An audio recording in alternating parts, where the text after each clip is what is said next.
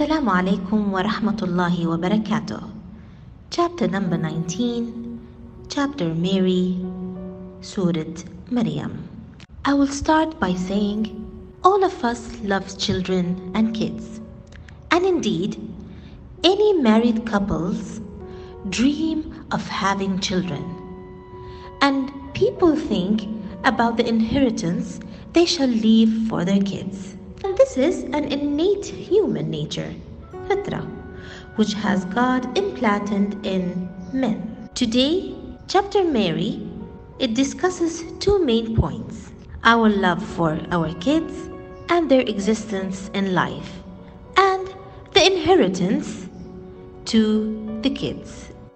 Throughout the chapter, it makes clear that there is a greater aim than only fulfilling men's wishes in having children and kids. What is the bigger aim of having children? It's preserving religion. What is the relation? Preserving religion is done by many generations that steadfastly uphold their faith. So, let faith be your legacy. Therefore, the whole chapter stresses on children and transmitting religion. That's why you will find repeatedly two words in the chapter: children and inheritance. Now, let's see the chapter's first verse. ذكر رحمة ربك عبده زكريا. From the very start of this chapter, Zechariah stated he wanted to have children, despite being old. Why? As this child will have his inheritance and the inheritor of the house of Jacob. So why is that? As Zechariah, he wanted children in order to support the religion. And after, at verse 12, it states that Allah gave Prophet Zechariah a child called Yahya, John, and he will take the book with a firm resolve.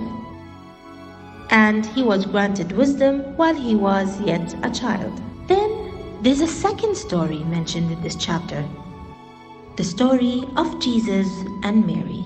As stated in this chapter from verse 30 to 33, Jesus said, I am the servant of God.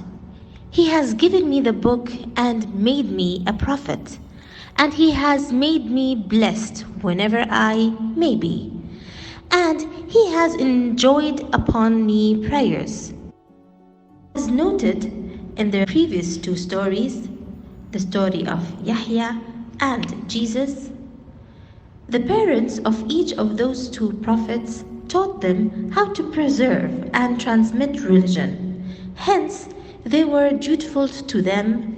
While reciting the chapter, here comes Ibrahim and his disbelieving father story, in which, in verse 43 and 44, these verses narrating Ibrahim's word to his father.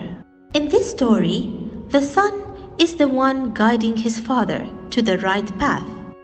If you notice in the verse, it shows how much Prophet Ibrahim was polite with his father to call him for the right path by saying, "Oh my father," at the beginning of his speech. Afterwards, there is a commentary verse, which is verse 58.